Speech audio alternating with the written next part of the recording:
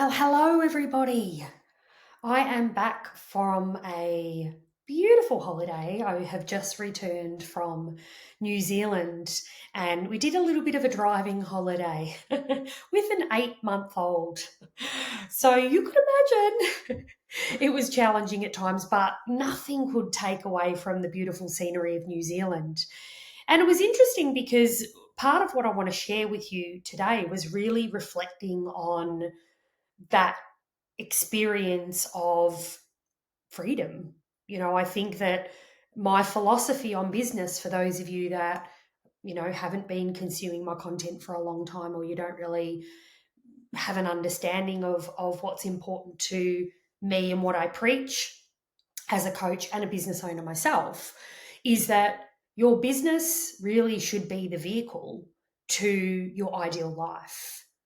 And for me, one of my highest values is freedom. So when I was on this holiday, it was really interesting because I was standing in the middle of Milford Sound.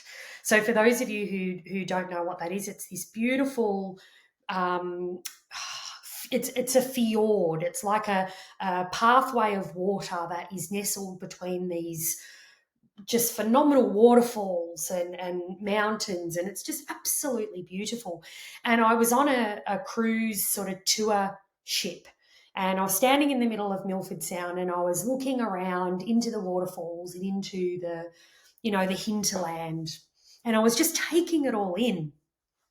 And I was reflecting on the fact that, you know, to be a business owner and to run a successful business can be a really challenging thing to do, let alone set your business up in a way that allows that business to run without you. Because my whole approach to business is that I don't want to be in my businesses 24/7. I want my business to act as a vehicle to be able to not only live my ideal life, but to be able to live a life that is, completely riddled with freedom, right? If I want to go on 3 months holiday, I can go on 3 months holiday. If I need to take extended sick leave, I can take extended sick leave, and my business still performs without me in it, which is actually a very remarkable challenge. Okay, it's one thing to run a business and be in a business and have it run successfully.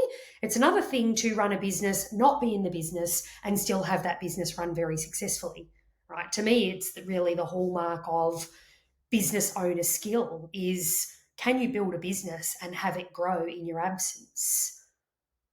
That's a savvy business owner to me, but it doesn't come naturally. It doesn't come easy. It doesn't come without a whole range of, challenges.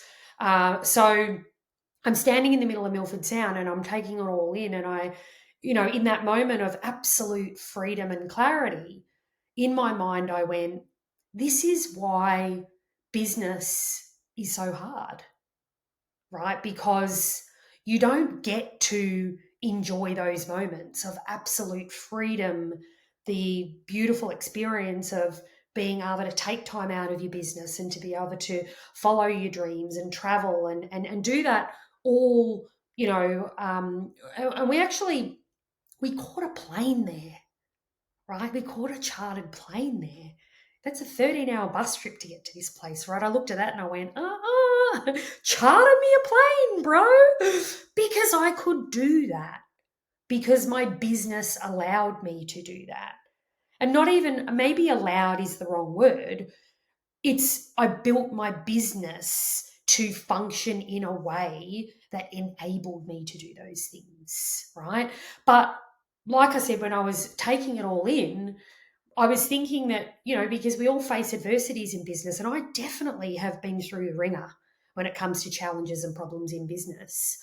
And I was sitting there thinking, this don't come easy, right? The fact that I'm standing in the middle of Milford Sound, breathing in the fresh air, the fact that I'd flown there by a chartered plane, it was beautiful, and I was having this completely freedom inspired experience.